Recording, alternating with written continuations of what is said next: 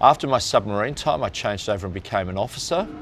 And I think one of the highlights of my time as an officer was I did a couple of trips to New Guinea. And one of the trips to New Guinea included doing some time at, on the Kokoda Trail, going to the war cemetery in Port Moresby and so on, which really made me think about, the people who'd been in the Navy before and the Australian services before, and all the people who'd, been to war, more or less. I think the other thing for me when I think about ANZAC Day is I think about the people and some of my crewmates who we've lost, some of the incidents that happened, some of the, near-death experiences that I had within, obviously, as you can imagine, on a submarine, from floods to fires and so on. And some of those experiences still haunt me today.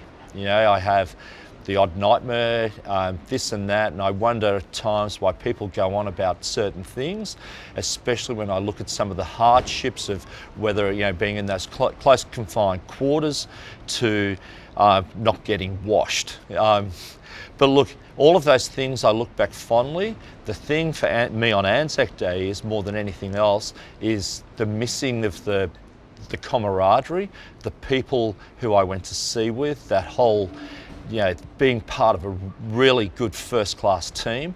The biggest thing, though, that I miss is the people who are no longer here. So, for me on ANZAC Day, it's about, having a drink for those guys, having thinking about a laugh with them that I would probably have if they were still around, and so on. I also think about the guys and the problems that they've had since leaving the Navy, and what I can do to help them, and to see that we are all together. We can get together on such a day.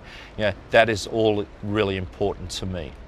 The other thing I think about ANZAC Day is, the people and the suffering from that. All of these things, and I see mine as being quite small, but many, and the sacrifice and the problems and so on that they've had since.